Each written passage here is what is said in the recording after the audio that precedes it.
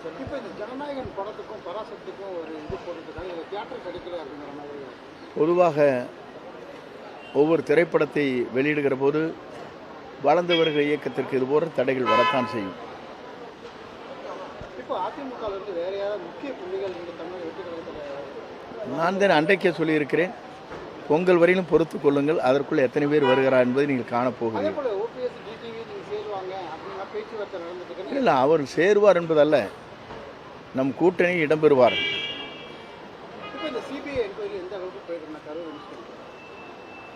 சென்று வந்தவர்கள் தான், ஒன்றும் அவரிடத்தில் நான் கேட்கவில்லை. அவர் வந்ததற்கு பிறகு நான் இங்கே கோவைக்கு வந்து விட்டேன். ஆகவே என்ன நிலை என்பதை அவரிடத்தை அறிந்துதான் சொல்ல வேண்டும். ஜனநாயகன் படம் பாடல் இசைவத்தில் வந்து மலேசியாவில் பண்ணாங்க, அங்கே பாதுகாப்பு நல்லா இருந்தது. தமிழ்நாட்டில் அடுத்த கட்ட பொதுக்கூட்டத்தில் பொதுவாகவே உலக வரலாற்றில் மலேசியா மண்ணில் இவருடைய கேசட் வெளியீட்டு விழா என்பது ஒரு வரலாறு படைக்கப்பட்டிருக்கிறது. குறிப்பாக பாரத பிரதமர் குடியரசுத் தலைவருக்கு மட்டும்தான் விமான நிலையத்திலிருந்து பாதுகாப்பு அளித்து சாலையிலே ரோட் ஷோ என்பார்களே, அது நடைபெற்றது. முதல் முறையாக மலேசியா நடைபெற்றது. மலேசிய மண்ணில் 1 லட்சம் பேர் அங்கே இந்த நிகழ்ச்சிக்கு வந்தார்கள். மலேசியாவில் எப்போதுமே இட நெருக்கடி என்று சொல்ல இயலாது. டிராஃபிக் ஜாமானது 2 மணி நேரம் ஒவ்வொரு நாட்டிலிருந்து வந்தவர்கள், பக்கத்தில் இருக்கிற நாட்டிலே வந்தவர்களெல்லாம் வாகனத்தில் செல்வது 2 மணி நேரம் தாமதம் ஏற்பட்டது என்ற வரலாறும் அங்கே இருக்கிறது. அரசு இதில் வந்து பல்வேறு போராட்டங்கள் பண்ணியிருந்தாங்க.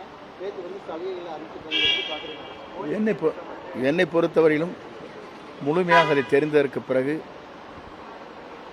பத்திரிகை வருகிற செய்தியை வைத்துவிட்டு சொல்ல முடியாது. ஏனென்று சொன்னால் போடப்பட்டிருக்கிற ஜியோ எப்படி இருக்கிறது என்பதை தெளிவாக தெரிந்துவிட்டு என்ன நிலை இருக்கிறது என்பதை ஆய்ந்துதான் அதற்கு பதில் சொல்ல இயலும்.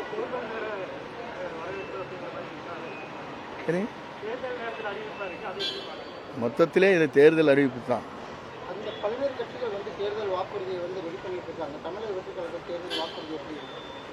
பொறுத்திருந்து பாருங்கள். மிக எழுச்சியாக இருந்தது. அது பெரிய மாற்றத்தை உருவாக்கும். கடைசி படம் அப்படிங்கும்போது அரசியல் சார்ந்த விஷயங்கள் எந்த அளவுக்கு எதிர்பார்க்கலாம்? திரைப்படம் வெளிவந்ததற்கு பிறகு மக்களை வியக்கத்தக்க அளவுக்கு இருக்கும்.